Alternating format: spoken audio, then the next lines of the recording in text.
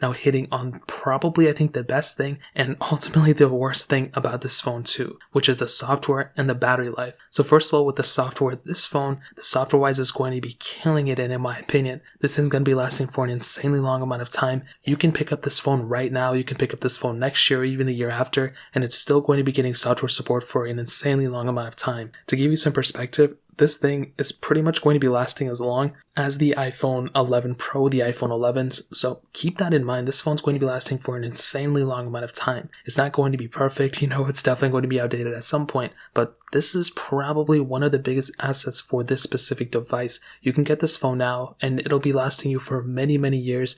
And it's going to be lasting you longer than a lot of, Android, main phones that are coming out this year. Things like the OnePluses and the Samsungs and all that. This phone could potentially outlast those. So that's a pretty big thing to keep in mind. So in terms of that pretty much covers up both the best thing about this phone in my opinion and probably one of the worst things, which is the battery life, which I didn't even get into. I totally forgot to. This thing has that 1821 milliamp hour battery inside of it. Now, this is a pretty big low light of this specific device, and the reason for that is because it's just not that big of a size battery. I compared this thing to a lot of phones. If you look back, I did a bunch of battery comparisons on this phone, and I pretty much saw across the board that this thing, was just not really doing that good of a job, and that was probably one of the bigger problems of it. It wasn't even lasting as long as I thought, especially compared to the Pixel 4a and a Galaxy S10e and some other of those phones. Those phones were dominating the iPhone SE2 in my opinion, so that's a pretty big thing to keep in mind.